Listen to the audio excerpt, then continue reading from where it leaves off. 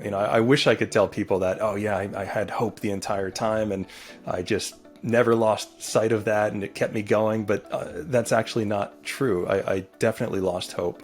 Ultimately, from that place, I would say I learned what is perhaps one of my most valuable lessons to this day, which is that acceptance is not the same as giving up. On some level, accepting the way things currently are is what may be required to let go of resistance, the resistance that I now know can lead to increases in inflammatory processes and actually make it harder for us to get better. Hi, everyone. I have an incredible video for you today. I'm really excited to have Ben Ahrens here. Not only does he have his own amazing health recovery story, he went from being an athlete to being incredibly unwell. He was bedridden for over 3 years before finally fully recovering. And in addition to that, he is also the co-founder and CEO of Reorigin, an amazing organization that is helping so many people recover from chronic illness and also get their life back. So welcome, Ben. It's so wonderful to have you here today. Thank you so much for doing this. Yeah, Raelan, it's my pleasure. Thanks so much for having me on. So we've got a lot to cover today. We're going to dive into your story. Like a lot of us, you went through quite the journey to get to where you are now. I know there's a lot of things you tried that didn't work, so we'll dive into some of that. And then, of course, cover what eventually did. I know we're going to talk about neuroplasticity and share some of the work that Reorigin does. And for people watching, you're going to want to stick around to the end because Ben's also going to share a couple concrete strategies for you to consider, things that he finds helpful and that they use at Reorigin as well. So yes, we've got an information-packed video. So let's just dive right in. So I always like to start with people because I think our health journey starts, or our illness journey starts actually a little bit before the illness starts. So I always like to hear what life looked like before you became unwell. So can you take us back and tell us a bit what that looked like? Yeah, sure. First of all, I'd say I definitely agree with that premise. I think, in retrospect, I kind of learned that the illness, insofar as the catalyst that actually, occurred for me, was sort of like a straw that broke the camel's back effect, where, the camel's back might not have broken if it wasn't carrying such a heavy load prior. And so the, question that follows then, of course, is, well, what was producing all of that load? Where was all of that sort of stress coming from? And of course, stress in this day and age is such a widely used term, but it's interesting as I learned, a lot about things like biological medicine, that there is this sort of total load theory that all humans can, take a surprising amount of stress, whether it's from external sources, from the environment, from experiences, from childhood experiences, from toxins, from pathogens. All of these things can accumulate in the human body and the human being as stress. And we can actually handle, like a surprising amount of things. It's only when that stress exceeds our capacity to recover from it in a given time period that, unfortunately, a lot of people find themselves in these sorts of chronic mystery conditions like I found myself. So, to answer your question, for me, I would say I considered myself a very healthy person, like most people do. I actually had a career in the fitness industry and ran a surfing camp in Eastern Long Island. So was very active, and it was very much a part of my, even personal identity, this exuding health and fitness. And then around age 25, that changed literally overnight. I was on a surfing trip in West Africa. I had had some parasites and GI issues, and then started experiencing all of these physical symptoms: extreme fatigue, muscle pain, unexplainable things going on. And turned out to be Lyme disease was one of the prominent triggers involved, which is, again, unfortunately, a very common problem in the Northeast where I live. But yeah, it was a tough transition physically, emotionally, in terms of sense of identity, all of these things, going from someone who had been ostensibly very healthy. Then again, in retrospect, I realized, well, maybe there were some things that were accounting for that total accumulation of load leading up to it. I had also been sort of burning the candle at both ends, very, again, common scenario, I think, for a lot of people, overachieving, overexerting, not really giving myself time to recover. Again, in my early and mid 20s, was sort of out to prove myself in the world and that I could set out and do these different various things. And so I was still physically training and competing as an athlete at the same time. I was training other people and trying to get a, very active, physically demanding business up and running. So it turned out to be, I think, a confluence of a lot of different factors, the Lyme or Borrelia being just one of them, that ultimately created this sort of straw that broke the camel's back scenario, or a perfect storm scenario that ultimately, like you mentioned, did land me in bed for about 3 years. Wow. I know that's a lot to try and sum up, and you did a really good job there. I'm always curious in those first, days, weeks, months, what was that like for you, or what was going through your head? How did your life change? What did that look like? The last thing on my mind was how my life would change, because at that point, my only frame of comparison for being ill was getting a flu or getting a cold and bouncing back relatively quickly. And so when I felt these symptoms, even though it was, by far the worst flu-like symptoms I experienced, compounded with other things, there was still a strong part of me that just didn't believe that this was going to go on for a long time.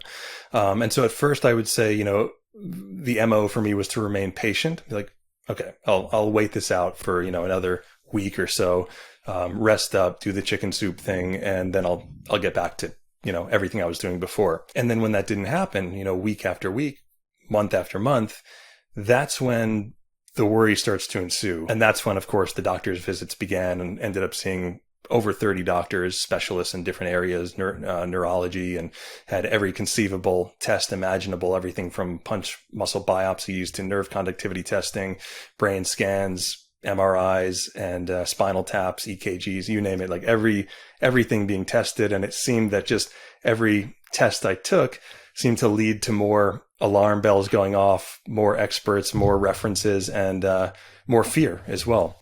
And so that was a point I remember, around 4, 5, 6 months now of steadily going downhill, not getting any answers, where I started to really experience, a level of fear that was, I would say, constantly uncomfortable, in addition to the physical symptoms and cognitive symptoms that I was experiencing. And I gave a talk, actually, I gave a TED talk a few years ago about this experience that I had, where one morning I woke up to my kind of horror, looking at these spots on the wall that my brain registered on some level as being my shoes, but on some other level, I just sincerely couldn't figure out what they were for, what they did.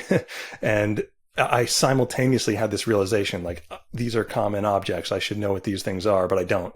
And it was, quite frightening, and not where I wanted to be at age 25. That sounds terrifying. I can't even imagine.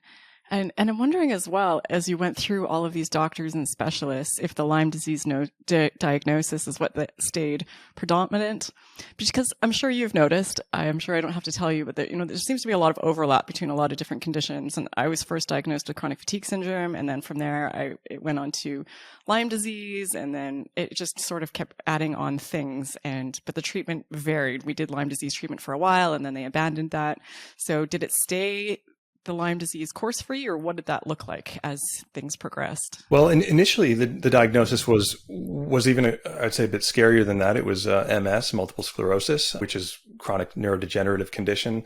Then spinal taps revealed the presence of antibodies or titers for the Borrelia bacteria in the spinal fluid. So that was shown to be a very strong case of Lyme disease, which I think, at first when you've only dealt with conventional medicine, and then you've been experiencing some mystery ailment, and you receive a diagnosis, at first it feels like a relief. But then, unfortunately, a lot of people realize that when the diagnosis is Lyme disease or chronic fatigue syndrome, or anything along these lines of what's known as chronic inflammatory response syndromes or self-perpetuating inflammatory conditions, or every year they're given another name, that these names also, like Lyme and fibromyalgia and chronic fatigue syndrome, are really merely descriptive terms that describe the symptomology and don't actually tell you very much useful about what's causing it, and most importantly, how to address it.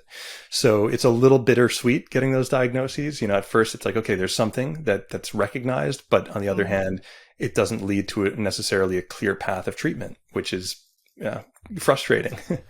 So I imagine you tried a lot of different things during that time to recover. What are some of the things that you tried that weren't so successful for you? Or some of the paths you went down? In my case, antibiotics were recommended as is, again, common sort of the normal standard treatment protocol for Lyme is say 3 weeks of doxycycline. A lot of controversy around Lyme disease itself and these treatment protocols. But, antibiotics is something that I did for years, that did not end up helping me in my personal instance. I know for some people it certainly can help, and I do believe there's a time and a place for it, particularly if someone, finds a very recent infection, like they just had a tick bite and saw a rash or something like that, indicative of it still being in the bloodstream. But my sister and I had grown up in Montauk, Long Island, pulling ticks off each other as kids, and I had neck pain and joint issues and things that already were little indications that I might have had this in my system for a long time. And then it was just the confluence of stress and sleepless nights and all of these other things that were going on in my mid-20s that I think sort of suppressed the immune system and gave it the leeway to really overtake my nervous system. So in my case, rounds of antibiotics and then moving on to ever stronger antibiotics intravenous. I had a PICC line inserted into my heart through, central catheter, did that on and off for many, many, many months. And I would say, there were times when I found some temporary relief. As I learned, antibiotics do have anti-inflammatory properties that can help to temporarily subdue the immune response. But in my case, over the long haul, it seemed to lead to changes in the internal milieu and gut that were not favorable, which led to the overgrowth of, bacteria and candida, which then I had to stop antibiotics and go on nystatin, diflucan, all these other antifungal things, and sort of go back and forth and play that game for a while. So what was the conventional medicine system advising for you when things like antibiotics, and then once you did the antifungals and all of that, what did treatment look like? That's sort of the problem, is that the conventional medicine approach really, antibiotics is the tool in their toolkit. And then in functional medicine, there's the addition of herbs and homeopathics and things like that. And after going to all sorts of different, practitioners, I saw this sort of spectrum of medicine start to emerge for me as I have come to understand it now, where on the one hand, we'll call it the conventional approach, the paradigm or the main idea is all about going after the pathogen. Let's kill the pathogen. The belief or the paradigm being that the pathogen is responsible for the entire dysfunction. Even though it's very difficult, if not impossible, to trace all of the pathology of these symptoms, why would this pathogen cause brain fog? Why would it cause muscle pain? Why would it cause pains that change from the right hand to the left hand? And there's no clear understanding under that medical model as to how these pathogens can lead to those types of symptoms. So on the one hand, the course of treatment is let's just go after the pathogen. That didn't quite make full sense to me, because it seemed like my experience was certainly telling me that what I was experiencing insofar as all these weird shifting symptoms, that the problem was somehow more complex than that, more systemic than that. On the other end of the spectrum, there's this so-called biological medicine approach, or a more natural or holistic approach, which basically says the opposite. Their paradigm, their take is the pathogen is nothing. The terrain is everything. And the rationale or the reasoning behind that is interesting as well. It's basically that the body is designed to achieve homeostasis, to be healthy, and that if you can restore your internal milieu or the internal terrain, including the gut microbiome, and the interstitial tissue, restore proper pH balance, then the body should be able to handle actually a certain amount of pathogens or toxins or things that are coming at us from the environment. And in fact, it's true. And this one doctor of biological medicine, Dr. Thomas Rao, gave a talk I attended in the Marion Institute of Health in Massachusetts, in which he said that roughly 40% of people, if you pull people off the street in some regions of the Northeast, would test positive for Lyme, but far less than 2% of those actually exhibit symptoms and get sick, what he calls Lyme disease. And whether that's the exact statistic or not, we know that this is true. And we know that statistically speaking, if a cold virus, for instance, breezes through a room of 10 people, 3 of them will get sick and 7 of them probably will remain asymptomatic or symptom free. So there are these other things going on. It's not just what's coming at us from the environment or the pathogen. It's also this component of how and why the body responds. So all that to say, the biological medicine approach is forget about the pathogen. Let's just work on fixing the internal milieu, the terrain. And, for me, the sort of question arose, well, why can't we do both? Why can't we work on the terrain while addressing the pathogen, maybe with some, more natural, remedies and things like that? And then there was this third component that I started to learn about, which is the neurology of it, how the brain and body, interface and process information and respond. And that sort of led me down the road of what I'm doing today with Reorigin, which is, neuroplasticity, where we kind of address this whole cognitive component that we can get into as well. So Ben, you've learned a ton about this. This has been quite the learning journey for you. And I'm so grateful to get to hear all of this. And it definitely, what you're saying resonates, with my own experience of healing.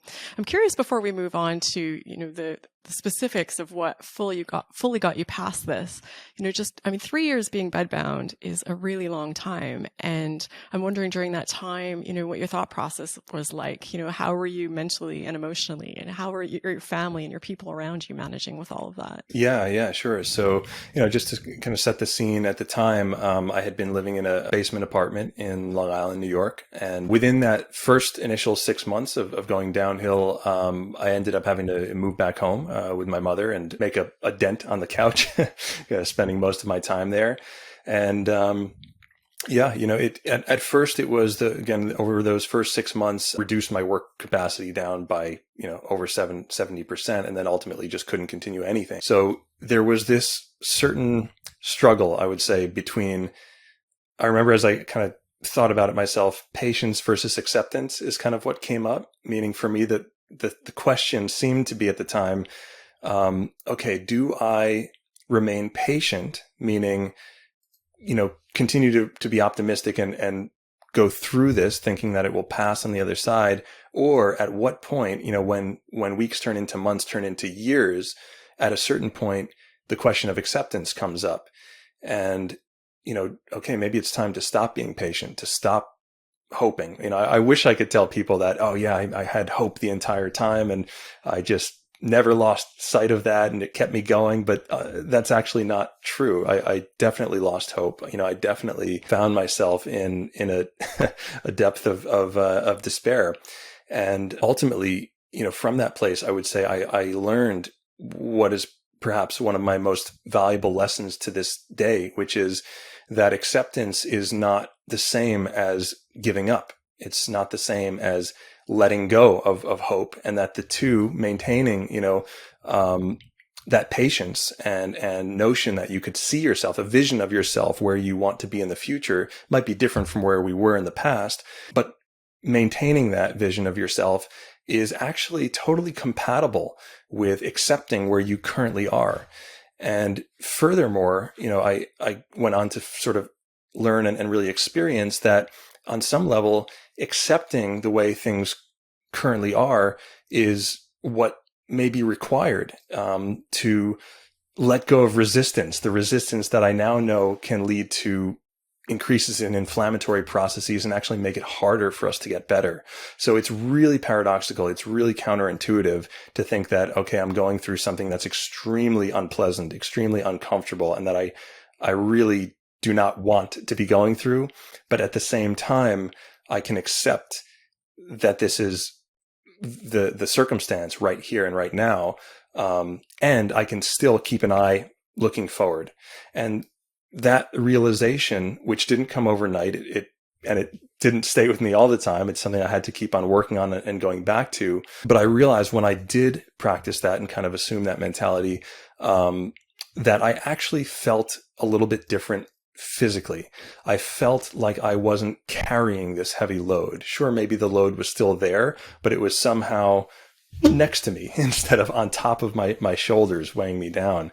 And that, actually gave me a little bit of leeway to do something that I hadn't done in a really long time, while I was sick, which was just to pursue things that interested me, of my own curiosity, whether it was coloring or drawing or doing these little things that seem really trivial. And especially when you're going through something like that at first, like the first year at least, it felt like every free moment or every available bit of cognitive energy that I might have, which was very limited at the time, should be applied toward figuring out how to get better. But invariably that leads us down the road of further discontent, of reading more research papers, more studies. And of course, with the internet, in this day and age, oftentimes leads us down certain content silos where we find a lot of scary, non-productive information.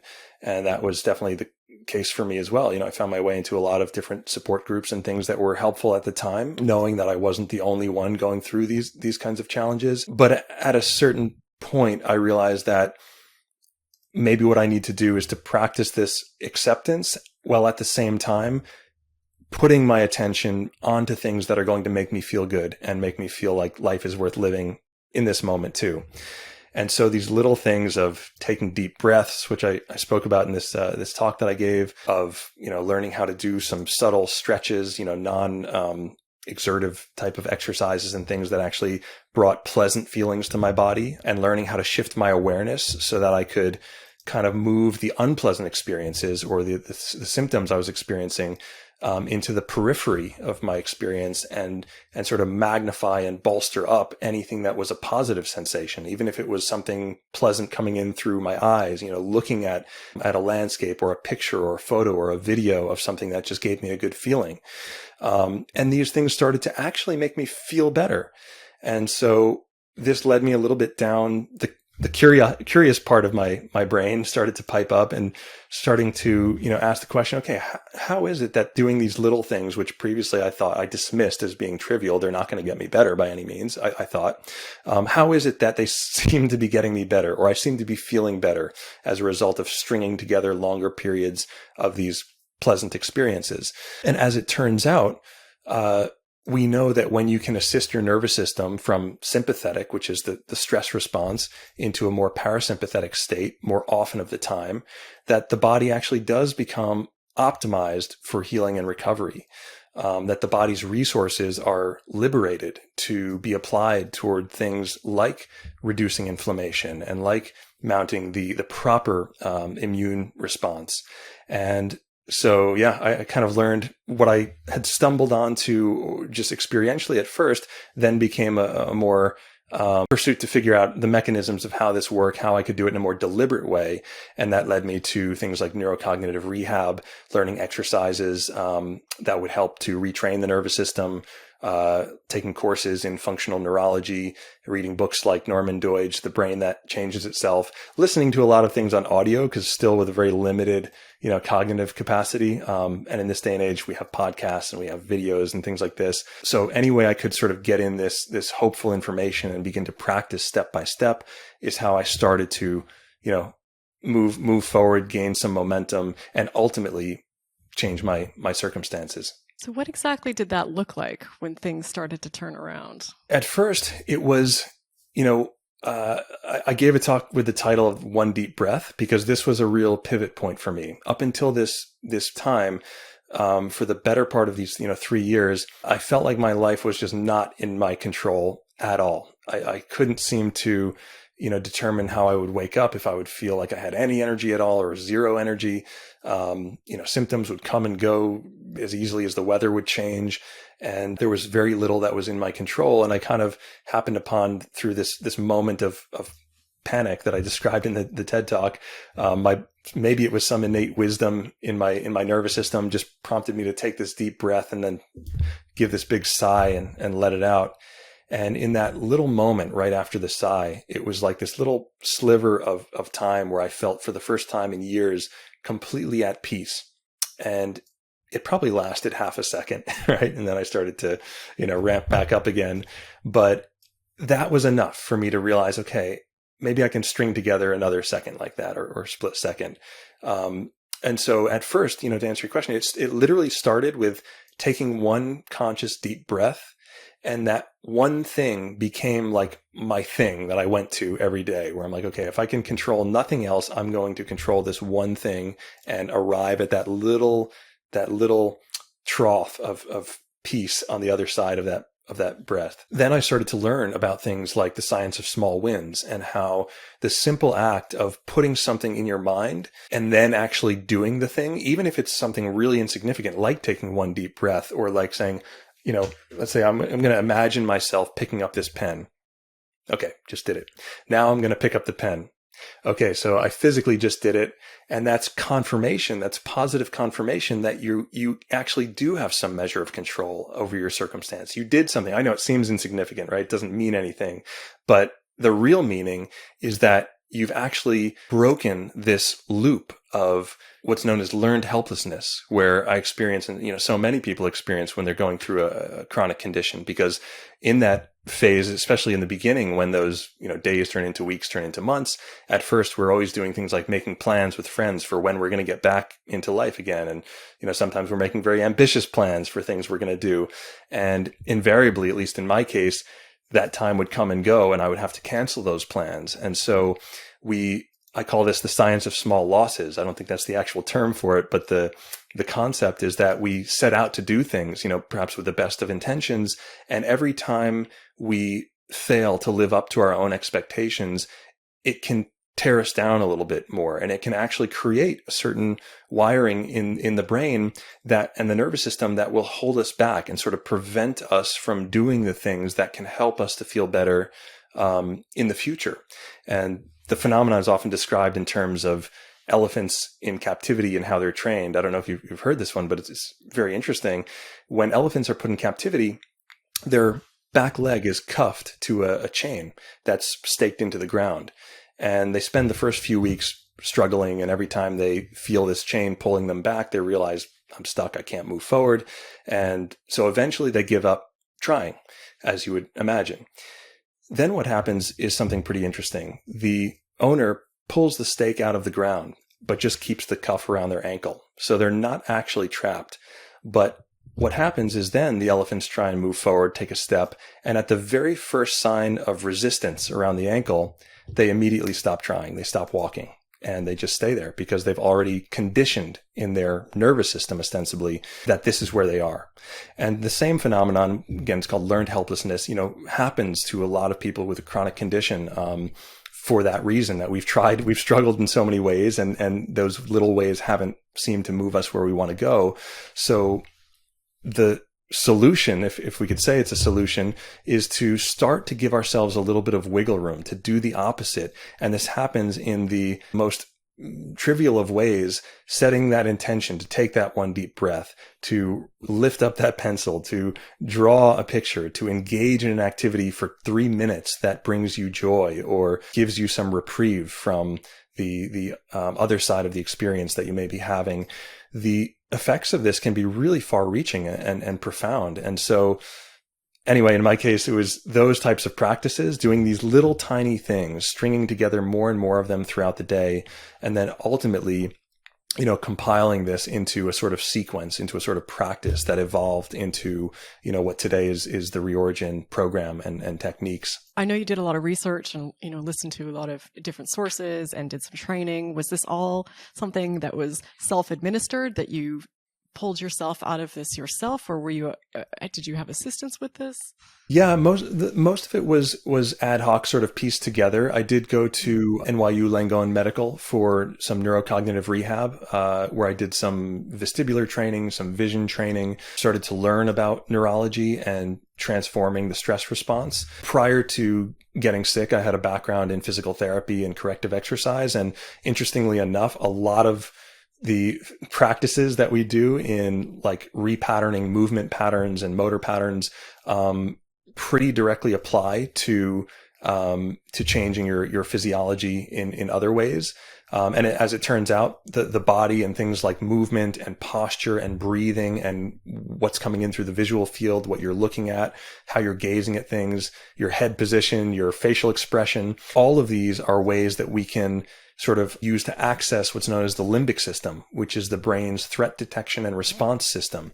And through these different mechanisms, even through the way we carry our body, through the way we talk to ourselves, or our mental sort of scripts that are playing out, through different associations we might make, we can use these things to our advantage to communicate a new message to the limbic system.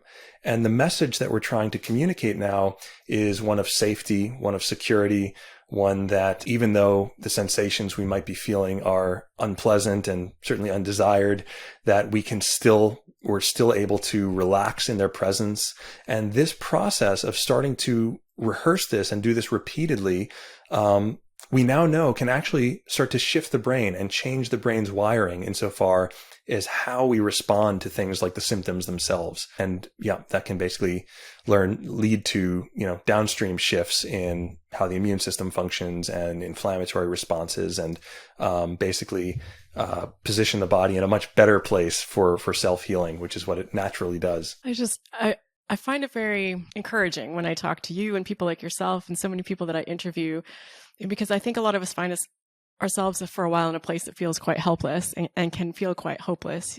Doctors very quickly seem to run out of solutions for us, and it seems like there's no end in sight. But it's just very encouraging that we're now in this information age where we have access to all of these resources. And I know it's a big ask because for most of us, we're the sickest we've ever been in our life. And now we have to become a researcher and an expert on health and, sort of fix ourselves. But it's also a very empowering thing. It's nice to know that we have that ability to get that power back in our life, and that there are resources and things out there that can help us. So I love hearing stories like yours of people who, could have given up, could have said there's no way out, but, you listened to your body, your intuition, things that make sense, things that resonated, and kind of followed that path and eventually got yourself fully back. So I just think that's really incredible. Yeah.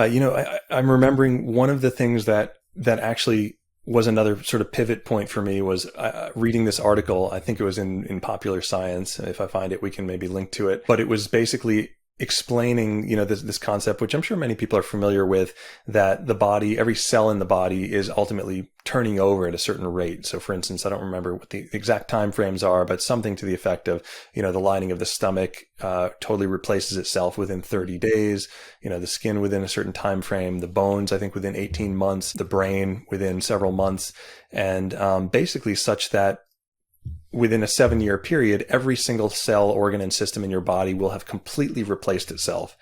And I remember reading this article and I was like, this is actually really hopeful and sort of the antithesis to what I feel right now, which is I feel stuck. I think that's a really common experience. I feel like things are stuck, staying the same. There's no way out of this, no way forward. But when I read that article, a little kind of light bulb went off in my head where I realized, like, okay, if it's true that 7 years from now, at the time I was 26 or 27, right? So then, okay, like doing some quick, calculations. Okay, age like 35, my mid 30s, I could be a completely different person, and that alone was enough hope to realize that actually that feeling of stuckness is really just that. It is a feeling, and it's not to say it's not vivid. It's not to say it doesn't have hold on us, but the reality is that change is your nature.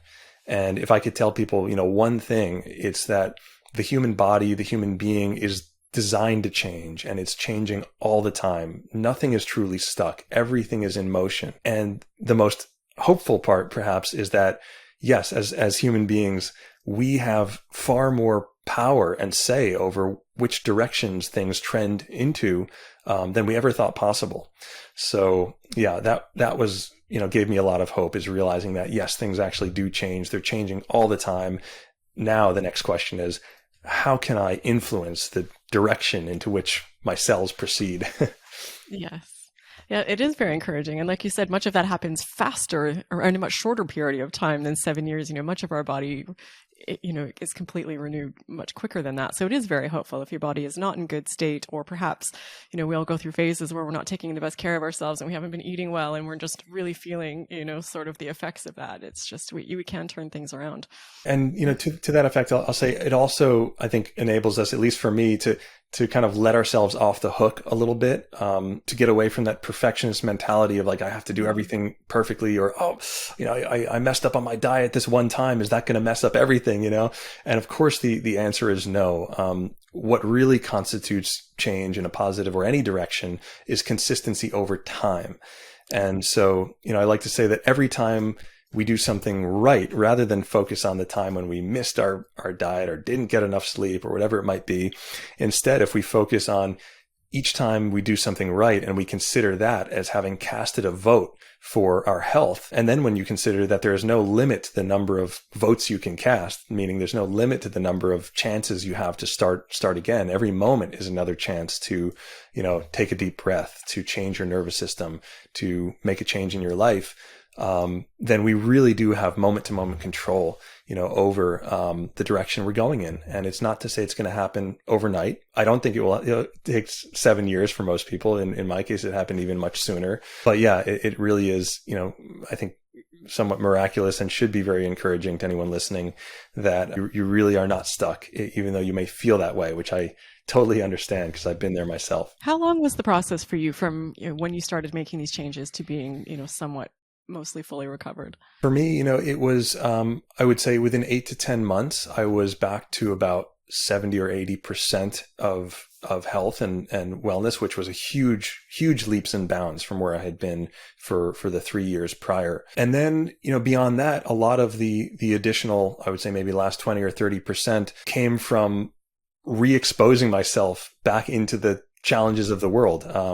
At the time, I had incredibly severe heightened sensitivities to EMFs, foods, chemicals, light and sound primarily. And through, a process of gradual exposure, or what's kind of known as systematic desensitization, I kind of one by one exposed myself to little bits more of the discomfort, while at the same time trying to make an effort to keep my system calm and not over respond or overreact to the symptoms. And gradually I started to get more leeway. Interestingly, I actually a book I'll grab here that I keep on my desk as sort of a reminder. It's called Run Toward the Danger. This is not a self-endorsement or anything. This is a book written by a child actress known as Sarah Polley. She had an interesting experience whereby in adulthood, she experienced a concussion, and for also about 2 or 3 years, she had post-concussion syndrome. So a lot of headaches and brain fog and cognitive trouble.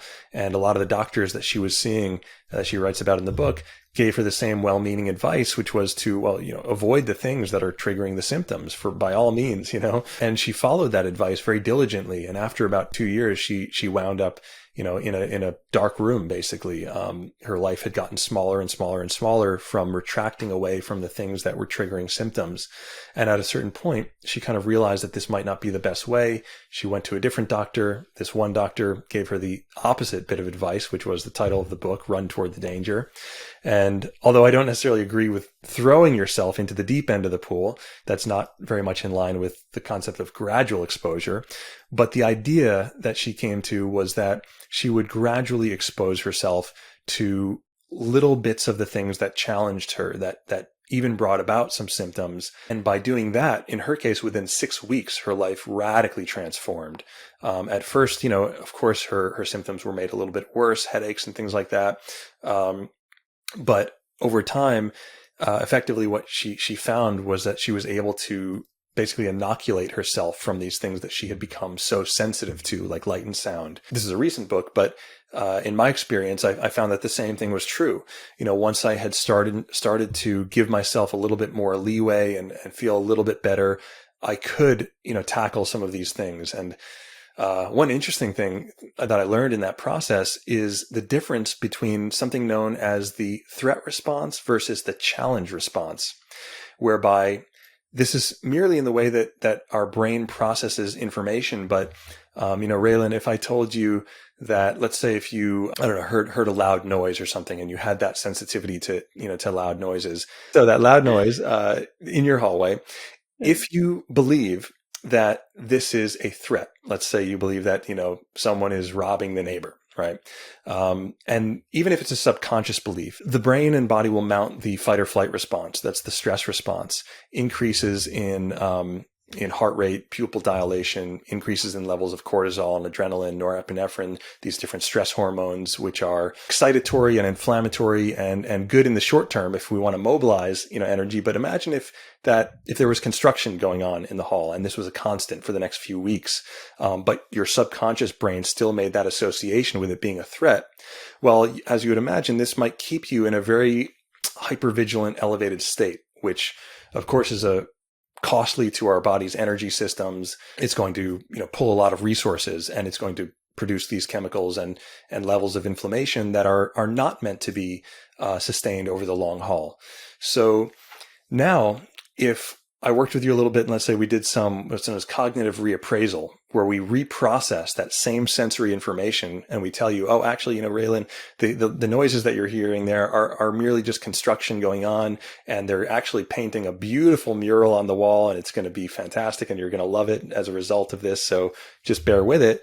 Then what happens is, when you hear these sounds, the brain actually processes the same stimuli in a completely different way, because now you might even get excited when you hear them working. Oh, I can't wait to see this painting or whatever they produce, right? And that can actually have an opposite impact and beneficial impact on our physiology, where it excites hormones and chemicals associated with reductions in inflammation. So things like dopamine, oxytocin, serotonin, endorphins, excitement, for something. So we might still experience something in the way of like elevated heart rate, but things like the stroke volume of the heart will change. The amount of oxygen that comes in into the blood will change. And we know that type of a excitatory response is actually beneficial for our immune system, beneficial for our health. All that to say that sometimes these things that seem like mere mindsets can actually have really profound impact on how our body responds to different circumstances in the environment. So, to answer your question, getting back to life and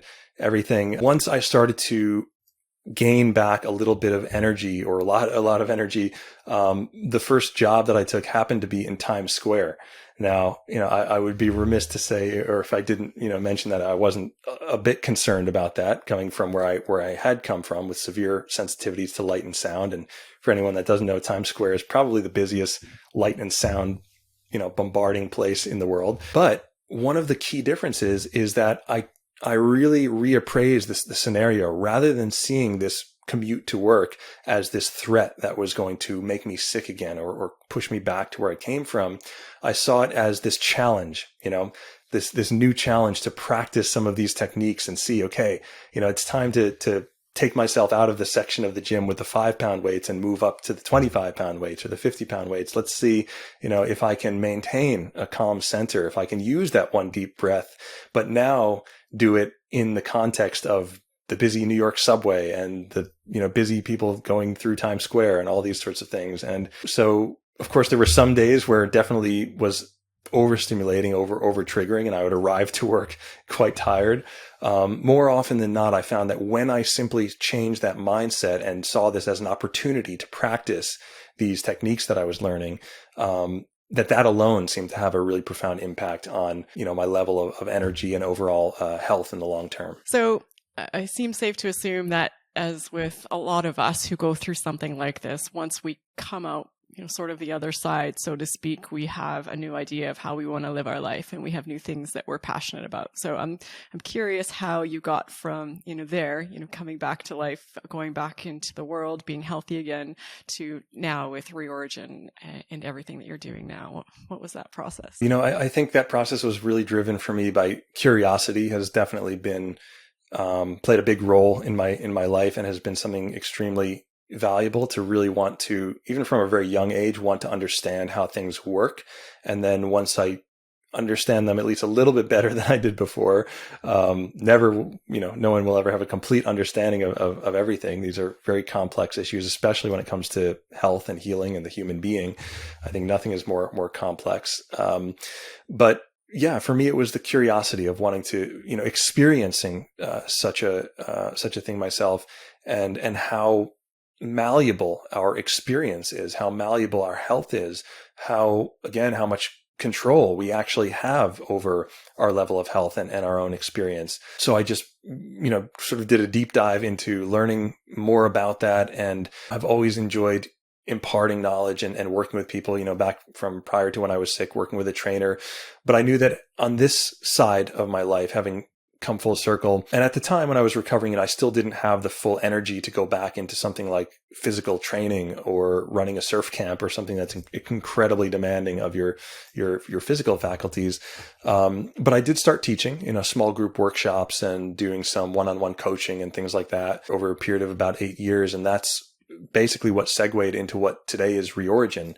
I also ended up working with a biological medicine clinic where I was learning a lot. We were putting on seminars in biological medicine and inviting doctors from all different walks of life, different types of practitioners, from which, I learned a lot as well. And so really from those, couple of experiences, I ended up bringing together some of these doctors in what's now known as the Reorigin Brain Trust. So we have a PhD neuroscientist, a medical doctor, and a clinical psychologist who have helped to really, formulate a program, combine these different techniques and things that I've learned, but do so in a way that's scientifically valid, that's been used in clinical practice with good results, that's validated on every level, and that's easily accessible in the form of a community. That's easily accessible in the form of a community and an app. Wow, this all sounds incredible.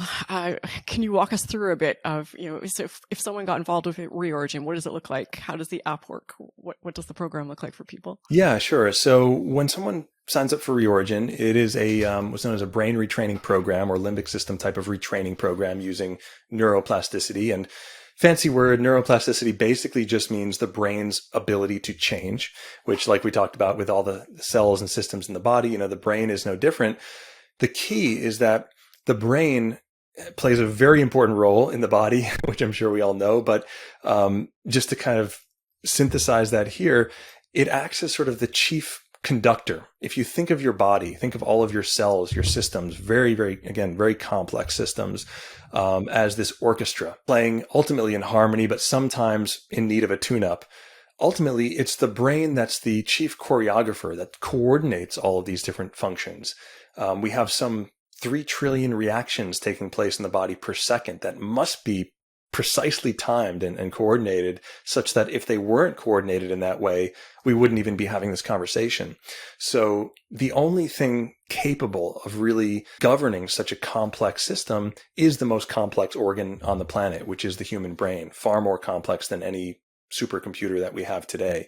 So the aim of the Reorigin program is to reestablish the brain as that chief orchestrator, to allow the brain to naturally conduct the body's resources in a way that leads to greater homeostasis and greater efficiency. And we know that when the body is being more efficient with its energy, it has more energy reserves for these long-term healing projects like improvement of the immune system, improvement of digestion, nutrient absorption, wound healing improves, a lot of other things as well. And so for anyone experiencing conditions like chronic fatigue syndrome, whether it's from post-viral fatigue like long COVID or post-infectious type of syndrome like Lyme disease, what I experienced, as well as people who are just experiencing general anxiety, this general level of agitation. One thing we hear commonly is people say, I feel like I just blew a fuse, and they don't know necessarily what caused it. But at a certain point, maybe they experienced a stressful life event or even a physical injury. Like I mentioned this woman from the book with the, concussion. Oftentimes there's this confluence of factors whereby there's already a sort of total load of stress, emotionally, psychologically, or physically. And then someone experiences an acute sort of, breaking of the dam, in my case, infection of a tick bite. In some people's case, maybe, they get COVID. But when they find themselves in this state where it feels like this, tired and wired, just can't tune my nervous system down, what may be taking place is that the limbic system, we think, has been basically hypersensitized or conditioned to stay in that fight or flight mode. And so what the Reorigin program really aims to do is 2 things. Number 1 is to reduce the total load, what's known as the allostatic stress load in the body, so that we can experience some of that reprieve and free up some of that energy for these, healing processes to take place. And the second thing is to strategically desensitize ourselves to the things that are keeping us triggered. So people often ask the difference, what is the difference between a neuroplasticity type of program and meditation, right? Just calming the nervous system. And meditation is a very important, aspect. It can be something that can be very useful to help calm the nervous system. But what the neuroplasticity is really aimed at doing is not just calming the stress response. It's actually about preventing the arousal of the stress response in the first place. And that's something that we do through a process known as conditioning. We essentially retrain the brain. Again, the brain is always making connections and associations.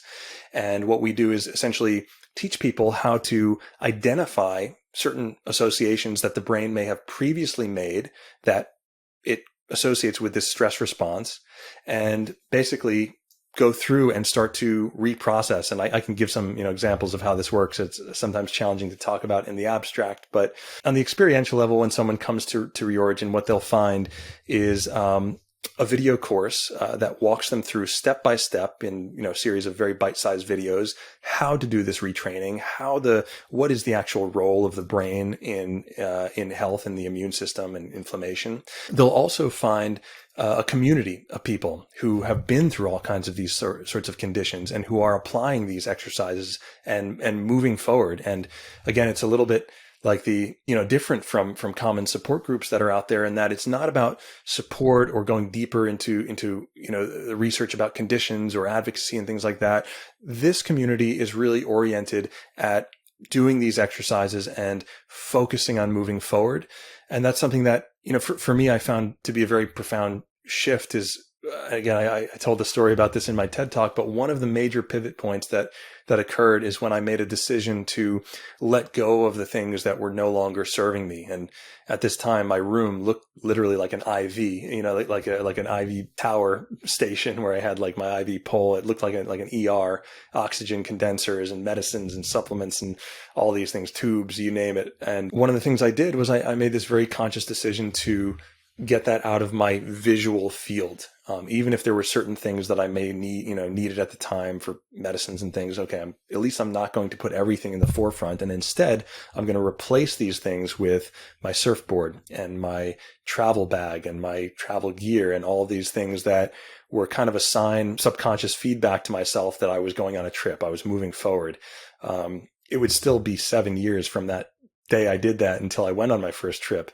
But having those things in my visual field as a replacement for all of the fear-based things that were around me really did something amazing for me on a daily basis to just reinforce that I'm moving in this certain direction. So, the community is really oriented in that direction, and there's plenty of neurobiology and neuroscience as to why it can be helpful to orient ourselves there. So basically, they'll find 3 different components: the videos I mentioned, the community itself, which is a forum, very positively oriented, and the third thing is coaching. So we do also offer weekly group coaching in these very tight knit cohorts. Usually people of around 10 to 15 people in one group, and these are dedicated to what we call momentum sessions that are all aimed at accountability, support, goal setting, moving forward, and customizing the exercises to specific situations.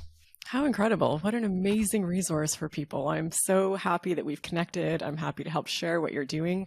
Your work is just amazing. It's just so encouraging for me to know that there is so much out there now that can help people. And I'm so glad that this has been so successful for you and for the people that you work with.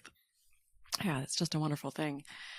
So as we wrap up, as promised, we said we were going to share a strategy or technique for people to consider. So Ben, do you have for us a brain training strategy that you could share with us here? Sure. So first I'll give you an example of how I applied this in a specific setting, and then we can kind of broaden that to how people can apply this, in other settings as well. But, I mentioned when I was getting back to work, I was working in this busy office, Times Square, and still with some sensitivities at the time. One of the things I realized that was a pretty consistent trigger for me was the ringing phone in my office. So every time the phone rang, I would start to basically have a panic response. My palms would get sweaty, my heart would race. I would essentially have a little panic attack, and I realized that, okay, at a certain point, I realized that I think it's something to do with the ringing phone. And oftentimes what would follow the panic response in my body was a mental sort of panic, or, mentalization of seeing someone or hearing someone on the other side of the phone that was maybe a customer service issue I didn't know how to handle, or someone was going to yell at me, or whatever it might be. These stories that the brain sort of serves up sometimes when we're in that hypervigilant state. So realizing eventually, it took me a minute, but realizing eventually that this is what was taking place, I said, I think I've got the tools for this. So I'm going to employ one of the techniques that I've been practicing with other things and see if it works for this too. And the technique or the strategy I used was basically as follows. I made a simple rule for myself. I said, whenever the phone rings, instead of answering it in the hypervigilant state, I'm going to take a moment. I'm going to take that one deep breath. I'm going to pause.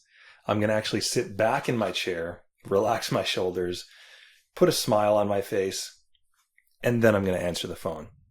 So it's just a 3-second gap. All of that can be done in 3 seconds. Phone rings. I start to feel the panic response come up. Then I remember, okay, this is what we're doing now. Instead, we're, taking that pause, taking a beat, smiling, and then go to pick up the phone. And at first it was really hard to remember to do that. And I fumbled it many times, just picked it up in the panic. And, but more often than not, I would start to remember to do it and I would practice it. And it even became, to the point where every time the phone rang, it was like the opportunity to practice the new response. Like, okay, it's like, remember I talked about, the difference between the threat response and the challenge response. So at first my brain had made the association that this phone was like a threatening thing. And now I saw it as a challenge. So a little bit of recalibration there, but kind of gave me the willingness to try this new technique and just see what happens. And so after about a week and a half, the magic happened. And that magic was that I remember one day the phone rang in my office, and not only did I not have that panic response, but instead a smile came to my face and my shoulders relaxed and I started to get really calm and relaxed. And I had this moment of like jubilee because I realized that what had happened was the ringing phone had been transformed from this threatening thing into now a trigger for relaxation. Wow. So simply by making, and then the key is rehearsing over and over again with repetition and emotion, rehearsing that new response consciously. So the technique, to break it down, and in Reorigin, we go a little bit deeper into a lengthier 5-step process that involves physical movement and some different things. But a sort of simple version of what someone can practice is first and foremost realizing that the aim is, again, to think of it like inoculate ourselves or desensitize ourselves from the things that are triggering us on a day-to-day, basis. And one could imagine where, if this ringing phone would send me into fight or flight, and the phone in my office rang maybe 20 or 30 or 40 times a day, that changing that response had a pretty profound effect on my experience and my level of energy and things like that. And then if you imagine that maybe we encounter 50 or 100 of these types of little things a day that send us into fight or flight for some reason or another, and we start to work on changing those, that it can dramatically, change the body's energy allocation and even health over the long run. So again, these are little things that seem insignificant in the moment, but it's the little things that actually lead to bigger things downstream. So the process or the practice that someone can do is, number one, just choose something, identify something that maybe gives you what I like to call a less than pleasant feeling. Anything doesn't have to be a symptom or, cute specific thing. It can be anything that's just agitation or unpleasant. Once you have that identified, see if you can kind of identify what is your bodily response with respect to that. So when you hear that sound or eat that food or talk to that person or think that thought, what are you experiencing in your body right now that is that, less than pleasant experience? And the second question would be, what do you want to experience instead? So take a beat and just actually think about what do you want to experience? I assume for most people it would be a sense of ease, a sense of pleasantness, a sense of peace inside. And then see if you can practice that. See if you can even use something in your environment to help you. Maybe looking at a picture, looking out the window, looking at something, or even feeling something that has an interesting tactile sensation. Give your brain this new information that it can also relax. That's an option too. And then finally, you'd want to kind of put all these pieces together in a little bit of a routine so that you do that relaxation or you practice that new chosen response, but you do it with respect to the thing that was initially causing the unpleasant sensation. And by practicing that over and over again, so again, in my case, it was the ringing phone led to this agitation and panic. And instead, I'm going to practice this preferable response, which is relaxation and smiling. When you practice that over and over again, because neurons that fire together wire together, the brain will make a new association between that thing and the response that you have. And the more time that we can spend in the parasympathetic state, that's the rest and digest state, the better equipped we are for self-healing and self-regulation. I love this, and I can't wait to start putting this into practice. It reminds me of something that I've been doing recently, but it's not to this extent. So I'm really excited the whole time you're talking, thinking how I can really get the most benefit out of this. But I've just been using my breath a lot, but I think I'm doing it more just to calm the nervous system, but to take it, one step further and make it more repetitive and more of like a brain training thing. Like even, we had our interview today and I was running late. And, Ben's sitting here waiting on screen and I'm like, give me 2 minutes. And I run to the bathroom and I'm putting my mascara on. And, juggling between meetings and stuff. And I'm in the bathroom and I can feel myself. I'm in this panic state. I'm like, I can't, this isn't this isn't the energy I want to show up. So I thought, just take 3 breaths. And then there's a voice in my head saying, you don't have time for 3 breaths. You're late. I'm like, no, just take 3 breaths. And it's amazing what a difference it can make, even just that small instance. So I can see how in all the steps that you're explaining, the power that it can have. I know it sounds very simple, but I do see how it could be very powerful. Yeah, yeah. Yeah. And, like you said, the breath is very powerful, and something like taking 3 deep breaths or 5 or 1 deep breath even, can actually really calm the nervous system in the moment. And then the key, or the little bit of, difference when it comes to actually brain retraining, is that when we think of brain retraining, we think of what we're really trying to do is not just feel better in the moment. Of course, that's good. But what we want to do is ultimately change the way the brain processes information, so that it now defaults to that calm state in those scenarios. Mm-hmm. And that's something that you can do in a very similar way that you just practiced. The only difference is that you would rehearse it. You would practice it with repetition over and over again, and maybe even practicing it when you don't need to, in the same way that, athletes practice their skill outside of the context of the game. They practice, well prior to it, so that when they're in those circumstances where it does matter, they are well equipped to handle it. Incredible.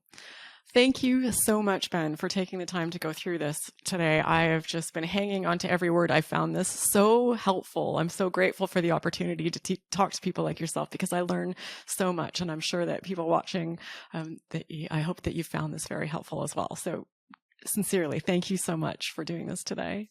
My pleasure. Yeah, thank you, Raelan. I really appreciate it. And, if I could just leave off on one last note, I just want to really reiterate, because I think in the name of repetition, there's no shortage to how many times it can be said and how helpful it is.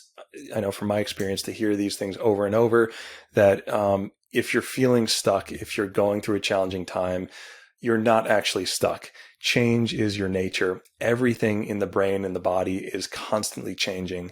And as a human being, you have a tremendous amount of power and ability to direct where that change goes. And if there's anything that I can do to help, or we can do to help at Reorigin, I'm happy to do that. People can also, just so they know, visit the website and find a free trial there, as well as hop on an info call. That's always done with myself directly. That's a live call. It's not a recorded webinar. It's not a sales pitch. It's actually a chance for people to see what the Reorigin program looks like from the inside, and have all of your questions answered. So yeah, happy to be here. Wonderful. And of course, we'll have links to all of that in the video description, to your website, to your TED Talk, to all of the resources, all of the places that people can find and connect with you. And I really encourage people to take a look. This is really powerful stuff. So yeah, thank you again for all of you watching. Thank you for watching.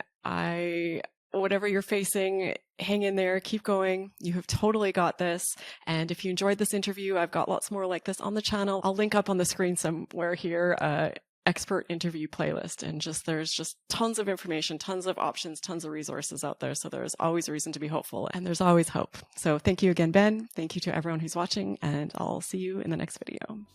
Thanks so much.